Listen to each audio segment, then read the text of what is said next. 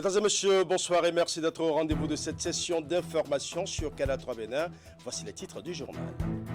Rencontre entre les responsables des partis politiques et les membres de la Sénat ce lundi. À 3 mois des élections législatives au Bénin, les membres de la Commission électorale nationale autonome échangent avec les différentes parties prenantes du processus sur le calendrier électoral que déroule l'organe. Occasion pour les acteurs politiques d'exprimer clairement leurs préoccupations et de formuler leurs doléances pour des élections apaisées. Les détails dans un instant. Nous parlerons également du lancement officiel du Salon international de l'immobilier et matériaux modernes. Cet événement qui se tient à la plage de Fidjrosset est à sa 6e édition et se veut un espace de visibilité d'affaires, d'échanges, de partenariats et d'opportunités permettant aux acteurs de gagner une part importante du marché, d'asseoir leur leadership et d'accroître leur chiffre d'affaires. Le point de l'ouverture dans ce journal. Du côté de l'école supérieure de management ESM, la rentrée académique bat son plein désormais. Les cours ont repris ce lundi avec les étudiants de la 2e année. En attendant le reste, à partir du 17 octobre prochain, étudiants et enseignants connaissent déjà leur programme académique. Dans ce journal, le constat d'une de nos équipes de reportage. Voilà pour les titres. Mesdames et messieurs, à nouveau, bonsoir. À 3 mois des élections législatives au Bénin, les membres de la Commission électorale nationale autonome échangent avec les différentes parties prenantes du processus électoral. Les responsables des partis politiques et les membres de la Sénat ont donc tenu ce lundi une séance de discussion sur le calendrier électoral que déroule l'organe en charge de la conduite des élections. Occasion pour les acteurs politiques d'exprimer leurs préoccupations et de formuler aussi leurs doléances pour des élections apaisées. Nous allons suivre. Une vingtaine de partis politiques conviés à prendre part à cette séance d'échange avec les membres de la Commission électorale nationale autonome ce lundi 3 octobre. C'est le 2e rendez-vous de discussion entre les deux partis dans le cadre des élections législatives du dimanche 8 janvier 2023. À travers 3 communications, la Sénat présente son chronogramme électoral, les activités menées et celles à venir, et rappelle aux acteurs politiques leur rôle et leurs responsabilités dans l'animation de la vie publique. Une rencontre de concertation qui se tient conformément aux dispositions du Code électoral. La démocratie est l'affaire de tous. Elle n'est pas univoque. Elle se doit d'être la plus participative possible. En tout cas, la Sénat nouvelle formule se veut crédible, donc transparente, inclusive et équitable. Nous comptons sur vous pour nous y aider.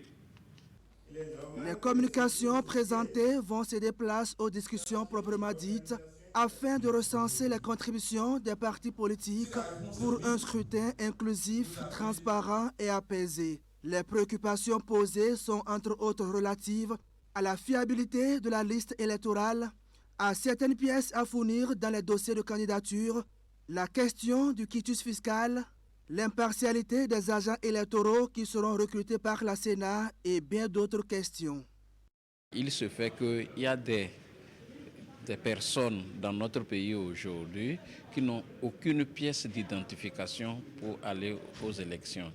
Et il se trouve que si tout reste en l'état, le 8 janvier 2023, dans les urnes, il y aura des personnes, des électeurs qui n'auront pas de carte et par conséquent ne pourront pas voter. Nous avons souhaité demander à la Sénat de prendre toutes les dispositions vis-à-vis de l'ANIP, du gouvernement, pour que des cartes soient délivrées aux électeurs dans leur ensemble, que tout le monde qui veut aller voter puisse le faire.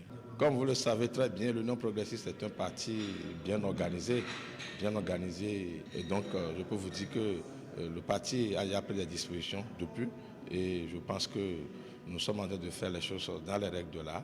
Le top est déjà lancé par le parti et donc nous sommes tous informés et chacun se prépare pour fournir les dossiers à bonne date. À chacune des préoccupations posées, le président de la Sénat a tenté d'apporter des éléments de réponse. Le défilé pour le dépôt des dossiers de candidature à la commission électorale démarre le 28 octobre prochain. Et sur le terrain, les repositionnements stratégiques continuent de s'observer. 8 conseillers communaux du parti Force-Cori pour un Bénin émergent FCBE de Kérou viennent de claquer la porte de leur formation politique originelle. Ils ont décidé de rallier l'Union progressiste Le Renouveau UPR. C'était à la faveur d'une rencontre tenue ce samedi à la Maison des Jeunes de la localité. Une rencontre rehaussée par la présence effective du maire de Kérou. Nous allons suivre. Voici les 8 conseillers FCBE de Kérou sur les 10 qui ont officiellement décidé de prendre la barque de l'Union progressiste, le Renouveau UPR. À la faveur de cette cérémonie fort simple, ayant mobilisé sages, notables, militants et sympathisants de l'UPR de la ville, ces conseillers communaux, soutenus par 43 chefs de village que compte Kérou, ont déclaré leur adhésion au parti du Baobab auréolé de l'Arc-en-Ciel. Un choix délibéré et consensuel, pris après une analyse approfondie de la situation sociopolitique nationale. Convaincu que le parti Union progressiste Le Renouveau est le seul parti d'avant-garde qui puisse véritablement contribuer à l'animation et à la gestion politique en vue de l'essor économique, social et culturel du Bénin, considérant que le parti Union progressiste Le Renouveau à ce jour, est l'unique formation politique représentative par sa notoriété et sa convergence exceptionnelle des filles et fils de toutes les régions du Bénin et de la diaspora, attestons en signant cette déclaration d'adhésion complète au collectif des 8 conseillers communaux du parti FCBE sur 10 de la commune de Kérou, appuyé par les 43 chefs villages que compte la commune de Kérou au parti Union progressiste Le Renouveau, et nous déclarons être prêts à respecter ses engagements, ses idéaux, sa stratégie, son projet de société et ses directives. Entre ces conseillers communaux et leur formation politique originelle, c'est le divorce total. Désormais, le parti du professeur Joseph Diogwenou peut se targuer d'avoir de nouveaux adhérents capable d'œuvrer pour le rayonnement et l'enracinement de l'UPR dans la cité de Kpabili et ses environs. Un motif de réjouissance et de satisfaction pour l'autorité communale qui prend l'engagement de rendre compte à qui de droit. Au nom du président de l'Union progressiste Le Renouveau, au nom du coordonnateur départemental de l'Union progressiste Le Renouveau, au nom de tous les conseillers communaux UP de Kérou et à mon nom propre, maire de la commune de Kérou, membre de l'Union progressiste Le Renouveau, je tiens à saluer cet acte, à remercier sincèrement ces conseillers, 8 sur 10, qui nous ont rejoints, avec l'appui des 43 délégués sur 43 de notre commune. C'est dire que je peux déjà transmettre le message qui est véhiculé par cette décision aux instances de notre pays pour leur dire que la commune de Kérou est une commune de l'Union progressiste Le Renouveau. Le mariage entre ces ex-FCBE et l'UPR est ainsi scellé. Un acte qui marquera un tournant décisif dans l'histoire politique de Kérou. Et juste après les conseillers communaux FCBE de Kérou, ce fut le tour des enseignants membres de l'association des enseignants de la commune de Kérou pour un développement meilleur d'officialiser eux aussi leur adhésion au parti du Baobab auréolé d'Arc-en-Ciel. Les détails dans ce reportage. Ces hommes et femmes sont tous enseignants et membres de l'association des enseignants de la commune de Kérou pour un développement meilleur.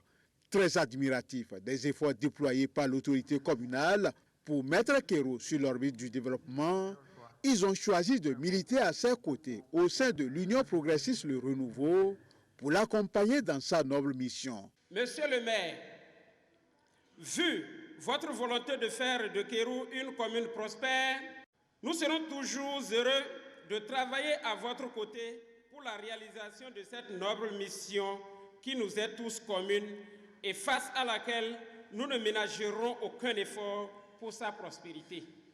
Monsieur le maire, nous profitons également de l'occasion pour exprimer la gratitude de la commune de Kérou au président de la République, suite au démarrage effectif de réaménagement et de bitumage de la route commerciale cotonnière nationale inter-État Djougou-Peonko-Kérou-Banikwara, qui était laissée pour compte depuis la naissance de nos aïeux.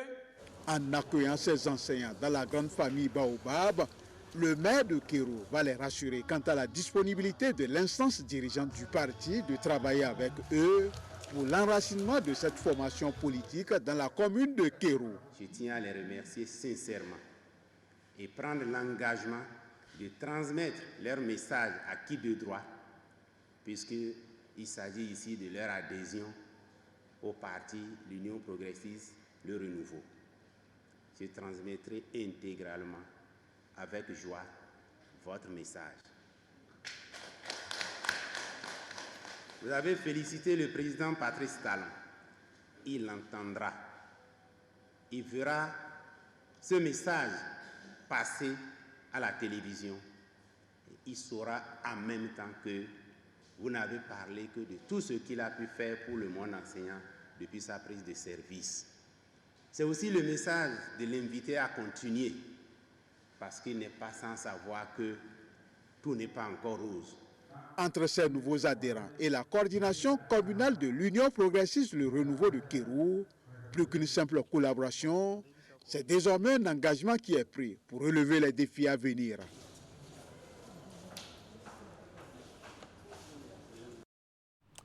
Et pendant ce temps, la jeunesse estudiantine s'abreuvait à la source du militantisme politique à l'université d'Abomey-Calavi. Le groupe de réflexion alternative et perspective GRAP a en effet entretenu plusieurs jeunes sur le rôle de la jeunesse béninoise dans les partis politiques. La conférence s'est tenue ce samedi à la chaire UNESCO sous la coupole d'éminents universitaires et acteurs politiques. William Cliquant pour les détails. Lorsque le législateur dit qu'il faut 15 personnes par commune pour créer... 4 communications dédiées à l'action de la jeunesse dans la sphère politique au Bénin. Le menu proposé aux participants de cette conférence est bien varié. L'idéologie comme leitmotiv, la conviction d'entrer en politique pour valoriser ses compétences et le cadre législatif organisant la vie politique au Bénin aujourd'hui sont les axes de discussion qui ont meublé les échanges. Les jeunes ont comme l'impression que la politique n'est pas leur affaire. Et en général s'y écartent. Mais au fond, on ne va pas en politique pour devenir champion des coups bas. On y va parce qu'on a une compétence et parce qu'on doit servir ce pays et parce qu'on doit participer à la gestion des affaires publiques. Et aller en politique pour les jeunes n'est pas forcément d'aller faire de la mobilisation. Comme chacun va avec ses compétences, forcément on sert à quelque chose au niveau de son parti politique, soit dans les idées, dans les réflexions. Pour atteindre les objectifs de conquête et d'exercice donc de pouvoir, il faut que les partis s'appuient sur les jeunes, non pas comme des personnes qu'il faut utiliser comme des consommateurs ou des bétails pour avoir le pouvoir seulement. Il faut travailler avec eux en toute conscience. Les panels et communications ont suscité intérêt et engagement chez les participants. Au-delà de simples discours, le GRAP, groupe de réflexion alternative et perspective, a pu mettre à disposition de ces jeunes toutes les armes pour faire une entrée réussie en politique. Il ne s'agit pas de continuer de dire aux populations d'adhérer simplement à des partis qui sont ouverts. Mais il faut également que du côté des partis, il se développe une stratégie qui vise à détecter au sein des populations les personnes, les hommes et les femmes qui se distinguent par leur influence sociale, parce que justement, sans avoir déjà adhéré à un parti, ces personnes ont réussi à, disons, changer le cours des choses au niveau des populations. La jeunesse a sa place, toute sa place au sein des partis politiques et joue un rôle d'ailleurs important pour l'atteinte des objectifs d'un parti politique et donc pour la conquête du pouvoir. Et cette conférence nous a permis de rappeler encore les rôles et responsabilités de la jeunesse. Parce qu'il ne faut pas être jeune et attendre qu'on vous appelle, mais il faut aller, il faut offrir. Donc c'est aux jeunes de s'engager, de militer, de contribuer à l'animation de la vie politique. La conférence s'est tenue sous le parrainage de professeur Joseph Tchogbenou de la faculté de droit et président de l'Union progressiste, le Renouveau. Nous allons à présent parler de la sensibilisation des populations à l'adoption de comportements de paix en période électorale. L'initiative est portée par les leaders républicains de la commune de Banté. L'activité a été lancée ce week-end lors d'une conférence à la Maison des Jeunes de la commune. Les échanges ont été précédés d'une caravane à travers la ville. Les manifestations sont conduites par Alphonse Djembou. Il est conseiller communal, membre du parti de Cheval Blanc Cabré. Reportage. La foule a parcouru plusieurs artères de la commune de Banté. Ces caravaniers circonstanciels sont porteurs de messages de sensibilisation pour la paix en période électorale. Le cortège avait en tête plusieurs leaders du bloc républicain du pays des pactes de terre. L'ensemble du groupe est guidé par le conseiller communal Alphonse Djembou. La procession les a conduits à la maison des jeunes de la localité. Les élections législatives du 8 janvier 2023 sont déjà à nos portes. Donc, il est impérieux de retrousser les manches et de véritablement occuper le terrain pour qu'au soir du scrutin, la commune de Banté élise son propre député à l'Assemblée nationale. Tout ceci ne sera possible que dans la paix, l'unité, la synergie d'action. Le regroupement lance ainsi une série d'échanges avec les différentes couches socio-professionnelles de la localité. L'objectif est de les conseiller et les exhorter dès maintenant et ce jusqu'aux législatives prochaines à adopter des comportements favorisant la paix. À cet effet, responsables des cultes religieux, membres des différents groupements, associations et organisations de la société civile, les conducteurs de taxis, motos et autres acteurs sont appelés à cultiver le vivre ensemble, le respect de l'autre mais aussi la divergence d'opinion.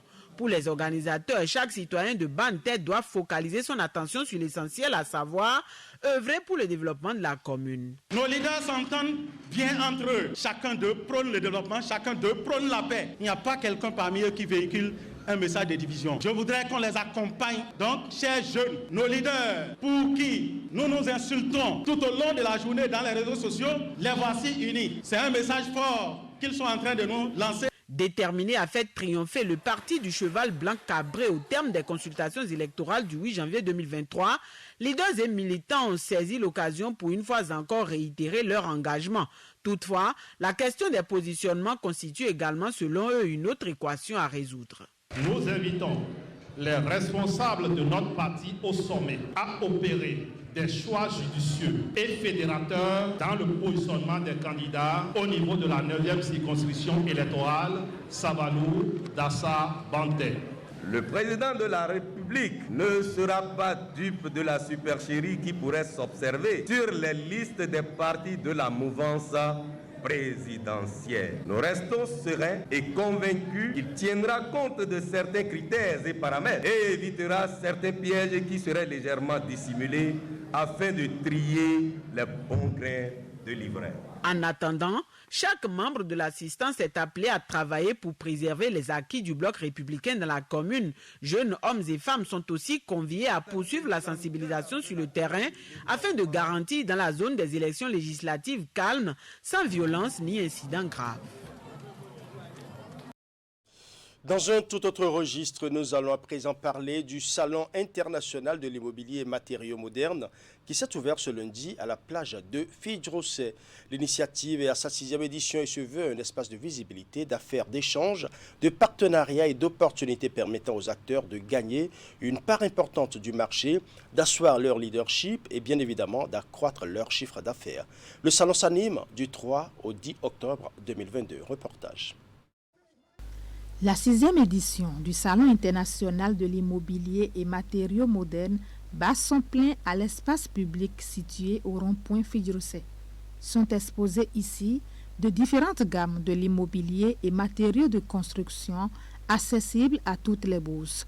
L'initiative a pour objectif de promouvoir le secteur du bâtiment travaux publics BTP et de l'habitat, de participer activement à l'amélioration du cadre de vie de la population et à l'amélioration des matériaux locaux et modernes. Le Salon international de l'immobilier et matériaux modernes permet à la population de découvrir les matériaux modernes, de consulter les professionnels pour pouvoir améliorer leurs conditions de vie dans leur habitat. Parce que vous savez, au Bénin, beaucoup ne respectent pas les règles de la construction. Et ce salon est né également pour pouvoir améliorer cela. Initié en 2016, le Salon international de l'immobilier et matériaux modernes se pérennise grâce aux partenaires qui marquent leur soutien à travers des expositions, des échanges et partenariats. À leur côté, le ministre du Cadre de vie et du Développement durable, dont la présence rehausse l'événement. Le thème retenu pour cette édition est « Les habitats décents et adaptés à notre environnement ». Depuis 6 ans, le secteur de la construction n'a jamais été aussi actif, aussi mouvementé, aussi dynamique. Le Bénin, je pense dans la sous-région, a battu tous les records en matière d'ouverture de chantier. Et un salon comme celui-ci est à encourager.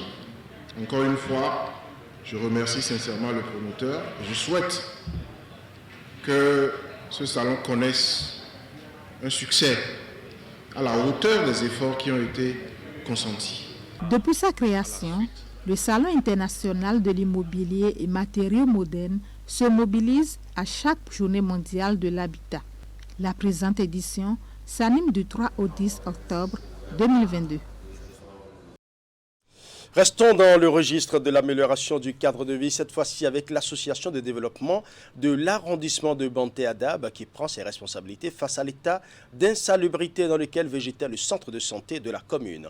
Sous le leadership de son président, le colonel Marcelin Laourou, elle a organisé une vaste campagne de salubrité du 24 septembre au 1er octobre 2022, une campagne dont la fin a été marquée par la remise d'un important lot de matériel, de sarclage et d'entretien, une manière de mettre le dispositif nécessaire pouvant permettre à l'ADAB et à la population de continuer cette œuvre de développement. Reportage.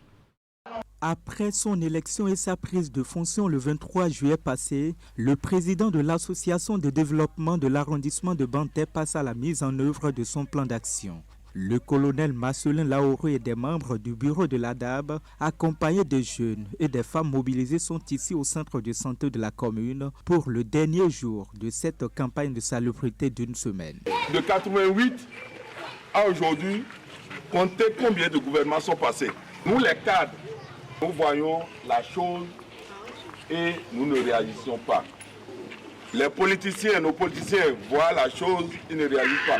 Mais quand j'ai parcouru les salles, j'ai failli couler des larmes. Pour le représentant du centre de santé communal, le chef d'arrondissement central et les autres invités, cette action portée par le président de l'ADAB est une première. Elle mérite d'être pérennisée pour le bien-être des populations. Et pour la rééditer, le colonel Marcelin Laourou a remis un important lot de matériel de salubrité composé des roues, des coupes-coupes, des balais et des brouettes pour les prochaines séances de salubrité dans la ville. Le colonel Laourou Marcelin, ça veut dire que nous ne sommes pas trompés de chemin. Nous savons bien qu'il est capable de beaucoup de choses. Et c'est la preuve que nous voyons aujourd'hui devant nous. Aujourd'hui, nous sommes ravis. Nous sommes ravis et nous disons merci. Il a promis effectivement ces choses faites aujourd'hui. Quand vous faites le tour derrière le bâtiment, vous allez voir que tout est bien entretenu. Je crois que c'est une très belle initiative qu'on doit réitérer chaque mois. Je rends grâce au colonel, président de l'ADAB, qui vraiment s'est déchaîné, je vais dire, pour que l'air à respirer puisse être sain. De 1980, si c'est aujourd'hui le président Talon qui décide de construire l'hôpital, nous ne pouvons que dire merci. On n'a pas besoin d'être politicien pour dire merci à un président de la République. Parce que l'hôpital, c'est pour nous. Opération de salubrité réussie donc, ici à l'hôpital de la commune, qui manque également de personnel et de blocs opératoires. Les organisateurs qui ne veulent pas s'arrêter en ce bon chemin se fixent déjà des objectifs. C'était une brousse. Mais aujourd'hui, nous avons contourné, on voit la clôture de l'hôpital jusqu'à marcher et venir ici. Chère population, moi je suis fier de vous. Et je crois que d'ici 3 séances, on peut même s'asseoir ici et manger. Aujourd'hui, nous avons eu la nouvelle que son Excellence, M. Patrice Talon, c'est-à-dire le président de la République, veut développer le centre de santé de Banté. Et je crois que déjà on est sur la bonne marche. Banté doit pouvoir soutenir ceux qui veulent nous aider pour qu'on refectionne notre hôpital. L'association de développement, dans son rôle de conscientisation et de sensibilisation, promet de jouer pleinement sa partition pour mettre toute la ville de Banté au propre avec ses matériels offerts par son président. Et pour joindre l'acte à la parole, le bureau local se retrouve désormais chaque premier ou dernier week-end du mois pour le même exercice. Nous allons à présent nous rendre dans le département du Mono où les usagers de la voie Thiémé-Adiara se déplacent avec angoisse.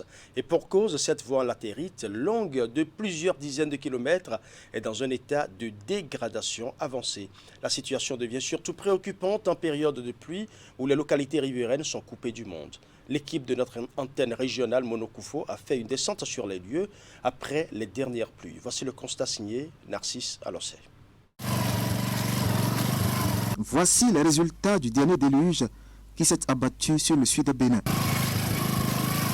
Nous sommes sur la voie Thiémé-Adiara dans le département du Mono. Selon les témoignages recueillis auprès des riverains, cette voie qui relie deux grandes communes du Bénin, Thiémé et Grand Popo, est plongée dans cet état chaque fois que Dame Nature fait parler son humeur. Et ces dernières années, quand il pleut, même à pied, tu ne peux pas traverser la voie. Et c'est une voie qui avait de gravier. Mais c'est par le temps, l'usage du temps, que les graviers, les niveleuses qui viennent arranger les voies renvoient les graviers dans la brousse. Et vous allez constater maintenant que c'est une voie qui n'a même pas de gravier. C'est une voie qui est devenue une voie argileuse. Du coup, circuler devient un véritable casse-tête. Aucun moyen de locomotion n'est recommandé. Si tout véhicule à 4 roues est déconseillé, les 2 roues s'exposent aux chutes et notre équipe de reportage en a été témoin. Celui qui vit la mésaventure ici est un enseignant qui se rendait en cours. Je vais au cours, mais compte tenu de l'état de la voie, j'ai dû laisser ma moto pour prendre un ZEM. Malheureusement, voilà, à quelques mètres encore, je viens de faire une chute comme vous le constatez. Tout comme lui, nombre d'usagers des établissements scolaires implantés ici vivent les affres des changements climatiques. Tu quittes la maison à 6 heures. Par exemple, sur la voie, il a plu. Tu tombes, le kaki est mouillé avec de la boue. Tu vas te retenir à la maison encore. Il y a plusieurs difficultés. Il y a de l'eau sur la voie. Nous n'avons pas supporté l'eau. On ne sait pas par où passer pour venir à l'école. C'est vraiment difficile. C'est un calvaire de se rendre dans ce CG-là en période de pluie et surtout lors de l'inondation. On était plus nombreux que ça. Mais cette année, ils sont tous partis. Certains ont abandonné, d'autres ont fait transfert pour aller ailleurs. On risque de faire une année blanche à cause de la voie là, si ça continue comme ça. Certains, visiblement plus avertis ou prévoyants, prennent sur eux des mesures de substitution d'habits et passent à l'acte à l'abri en cas de désagrément. Soucieux des fruits de leur rendement en fin d'année, les apprenants, eux, se disent pénalisés. À cause de l'état de notre voie, nous sommes en retard déjà dans le programme, alors qu'à la fin de l'année, nous allons composer les mêmes épreuves, surtout à l'examen, nous allons composer les mêmes épreuves. Les autres qui sont ailleurs sont déjà en avance sur nous. La préoccupation majeure ici, ce sont des cas d'urgence en cas de maladie, avec un état de dégradation aussi avancé de la seule voie qui relie leur localité au reste du monde. Usagers et riverains craignent pour leur vie. Ni l'ambulance ne peut chercher la femme en travail d'accouchement pour l'hôpital de zone lorsqu'il y a urgence. Surtout les femmes enceintes qui seront vraiment dans un état vraiment compliqué et nous les référons. On ne sait même pas comment il faut faire pour qu'ils puissent aller à la destination, aller à l'hôpital de zone pour mieux prise en charge. Les enfants de moins de 5 ans, nous sommes tous en difficulté, on ne sait pas. Des vies humaines exposées donc au danger ici à Grand Popo et à Thiémé, faute de voies de communication. Pour des communes considérées aussi comme des greniers agricoles, des produits issus des champs sont en souffrance. Les tomates, les produits des champs restent dans les champs et se gâtent et n'arrivent pas sur la voie pour la vente. Pas de voie d'accès pour les acheminer et les écouler. Au cours de notre tournage, nous avons croisé ce sexagénaire qui revenait du champ.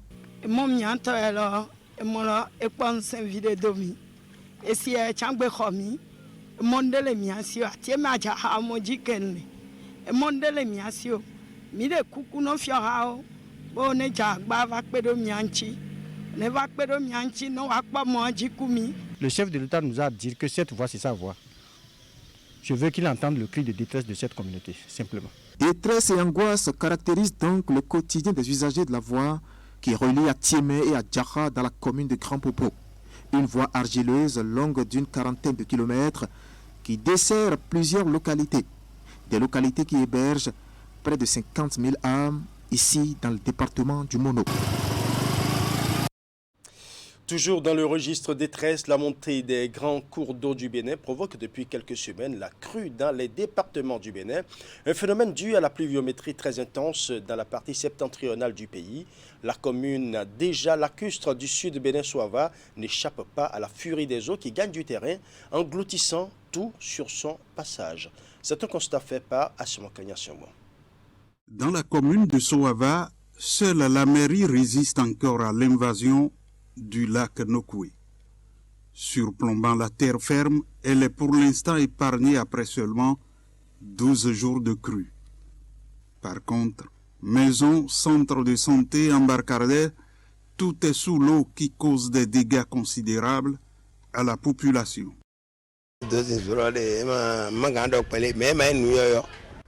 Nous sommes habitués à la crue. Celle de cette année a pris d'ampleur. Un phénomène qui arrive tous les ans. Mais il y en a qui surviennent tous les 15 ou 20 ans. L'actuel était survenu il y a exactement 12 ans. 12 ans et des 12 ans, pour cette année, c'est des périodes rares pendant la crue qui perturbent beaucoup la population de Souava. Donc nous sommes en train de vivre des difficiles moments. Un tel phénomène est survenu il y a 12 ans, explique la population qui ne souhaite pas parler. Les autorités craignent le pire car le niveau de l'eau peut encore monter davantage. Déjà, l'alerte rouge est donnée avec cet indicateur de niveau et aucun décès n'est signalé comme les rumeurs l'annonçaient. Nous ne déplorons aucun décès depuis le mois de juin où ça a commencé. Les eaux sont montées en l'espace de 10 jours et ça reste en furie jusqu'au mois d'octobre.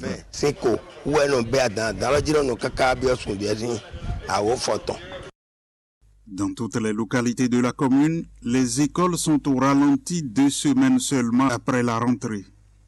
Apprenants et enseignants s'inquiètent. Il n'y a aucune école qui ne soit inondée, toutes. Ce qui fait que les difficultés se sont accrues. Accéder aux écoles actuellement, c'est vraiment un calvaire pour les enseignants, également pour les apprenants, même s'ils sont du milieu. Ce qui fait que les parents ont peur de laisser leurs enfants, surtout les petits-enfants, aller à l'école. Donc actuellement, les classes de CI, CP, c'est pratiquement vide. La situation n'est pas négligée par les autorités communales. À l'arrivée de notre équipe de reportage, le conseil communal était déjà en séance depuis 7 heures du matin. Et dans l'après-midi, une réunion de crise a été convoquée et à laquelle des partenaires sociaux ont pris part. Nous donnons des recommandations sur le terrain et suite à cela, nous avons convoqué aujourd'hui même, ce vendredi 30 septembre, nous avons convoqué une réunion d'urgence qui a regroupé tous les partenaires sociaux qui sont sur la plateforme. Dans la ville de Cotonou, les quartiers longeant la berge fluviale n'en sont pas épargnés. C'est le cas de Ménotin où les habitants vivent le calvaire.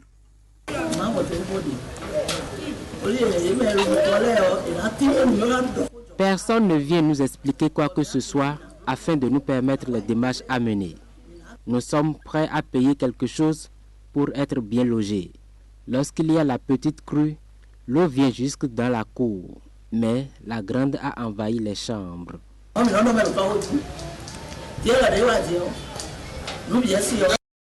Comme Ménotin, d'autres parties de Cotonou sont exposées au phénomène de la crue. Et pour la plupart du temps, les habitants sont contraints d'aller chercher d'autres abris ailleurs en attendant la décrue. Nous allons à présent ouvrir la rubrique genre avec une cinquantaine de jeunes femmes qui viennent d'être embarquées dans l'exécution du projet Digital Women Heroes. Un projet qui permettra aux femmes de devenir de plus en plus décomplexées vis-à-vis de l'idée d'entreprendre et de commencer une carrière dans le numérique. Le lancement du projet a eu lieu ce samedi à Cotonou, à Bénin Royal Hotel à Cotonou. Nous allons suivre. Longtemps resté en marge de l'écosystème numérique au Bénin, les femmes ont trouvé le moyen d'inverser la tendance à travers le projet Digital Women Heroes pour orienter et assister plusieurs jeunes femmes à s'intégrer dans le monde du numérique. Accompagner et faire exceller les femmes dans le numérique, l'entrepreneuriat numérique et tout ce qui va avec. Nous avons beaucoup de filles et de femmes, de jeunes femmes qui portent beaucoup d'idées, qui ont des solutions, qui pensent que le numérique est une solution qui peut aider à résoudre des problèmes dans plusieurs secteurs, mais qui n'arrivent pas à trouver toujours le support qu'il faut pour pouvoir mettre en œuvre ou mettre en place ces solutions-là. Nous commençons un programme intensif aujourd'hui, à partir d'aujourd'hui, un programme intensif en idéation et en prototypage, mais ça va continuer avec de l'incubation, avec plein d'autres choses. Donc, c'est une aventure qui vient de commencer. Après la phase de sélection, elles sont une cinquantaine à prendre part à ce projet innovant. Dans son approche, le projet permettra aux femmes de devenir de plus en plus décomplexées vis-à-vis de l'idée d'entreprendre et de commencer une carrière dans le numérique. Nous voulons, au travers de ce projet, vous exhorter, vous supplier, vous demander de vous engager dans l'entrepreneuriat. À travers ce projet, nous attendons élargir les opportunités du numérique aux genres féminins. Tous les participants, à travers ce projet, nous attendons élargir les opportunités du numérique aux genres féminins, tout en participant à la création d'emplois par les jeunes femmes et par la même occasion, mettre en réseau ces braves actrices du numérique. Soutenu par plusieurs partenaires, dont l'Agence belge de développement, le projet Digital Women Heroes a déjà le mérite de faire des femmes des actrices majeures du développement numérique. L'enjeu, c'est de permettre aux structures d'accompagnement de créer le cadre qu'il faut pour que vous, entrepreneurs, femmes, trouvez votre place, mais aussi vous déployez plus au niveau de vos activités. Donc l'Agence belge de développement Enabel est fière d'être là ce matin et vous remercie à tous et réitère ici l'engagement aux côtés de l'Envol, aux côtés du Women in Tech, de faire en sorte qu'au Bénin, il y ait un cadre favorable pour les femmes entrepreneurs, les femmes dans le numérique, ces héroïnes du digital. La clôture du projet est prévue pour le 5 novembre 2022, date à laquelle les femmes participantes recevront des attestations. Je l'annonçais en titre, les étudiants de l'École supérieure de management ont repris le chemin de l'université. Ce lundi, les cours ont effectivement démarré avec les étudiants de la deuxième année, en attendant le reste à partir du 17 octobre prochain. Étudiants et enseignants connaissent déjà leur programme académique. Une équipe de Canal 3 Bénin est allée faire le constat. Clément Tchadé. Premier jour de la rentrée académique à l'École supérieure de management. Ce lundi 3 septembre, professeur Tanguy Pona et ses étudiants de la deuxième année démarrent la nouvelle année avec ce cours d'anglais commercial. Un rappel des notions essentielles d'anglais pratique après quelques mois de vacances.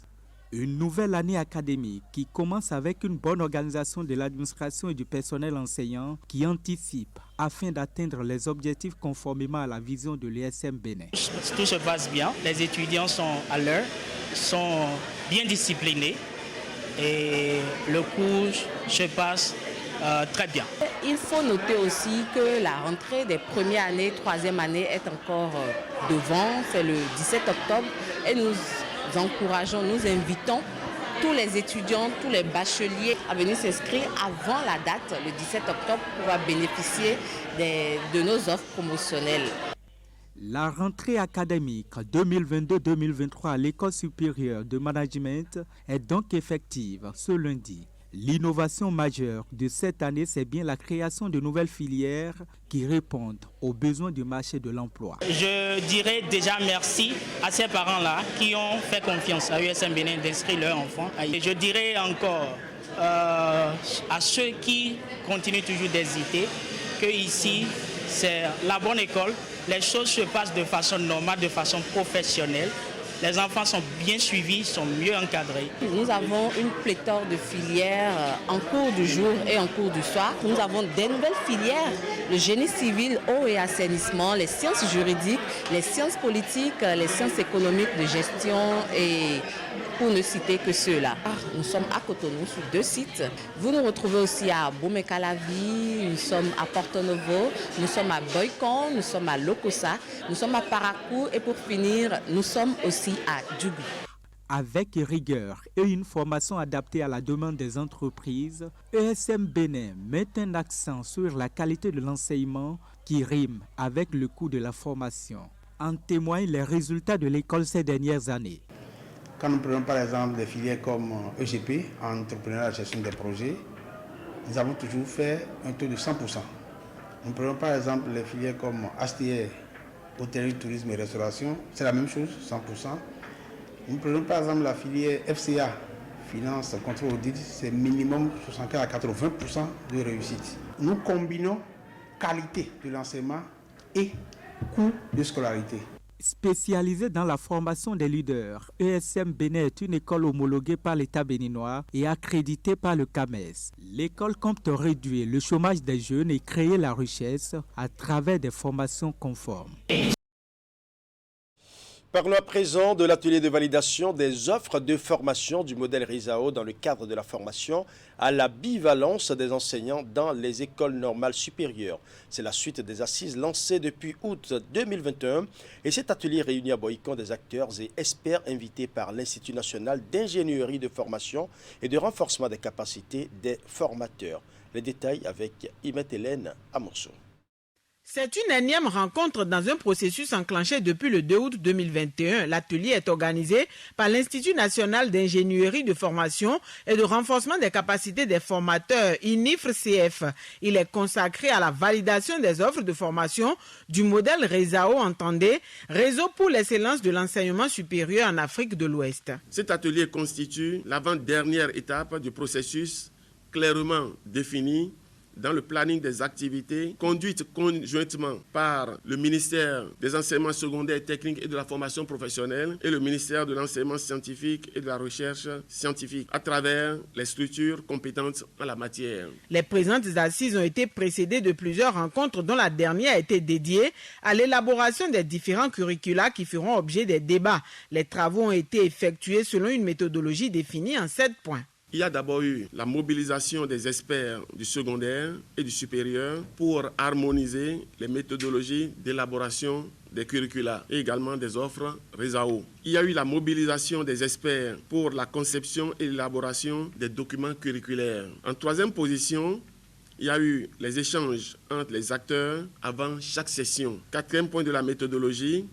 la relecture et la mise en forme des documents. 5e point, la validation des documents élaborés. 6e point, la mobilisation des experts pour la conception et l'élaboration des offres de formation dans les ENS sous la conduite du CEPUAC, des directeurs des ENS et de la direction de l'orientation et du suivi de l'enseignement supérieur, le DOSES. Et enfin, nous avons la mobilisation des experts pour la conception et l'élaboration des modules de formation. Non, on ne peut pas aller à l'élaboration des offres de formation sans faire des préalables.